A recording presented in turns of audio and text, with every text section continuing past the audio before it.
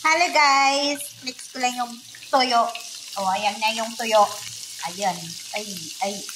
Naku, ang bango-bango ng kanyang amoy. O. Diba? Bango. Sinong gustong kumain ito?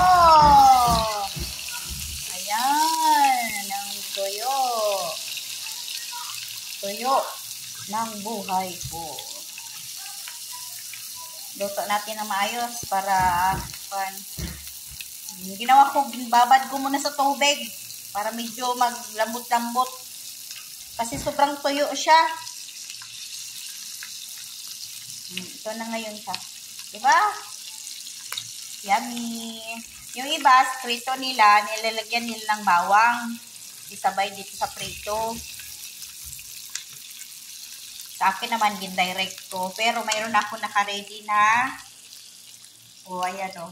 Baga kay maglagay ako ng pausok. Kasi pagdating ni madam, magreklamo yun. Nangamoy ng toyo ang bahay.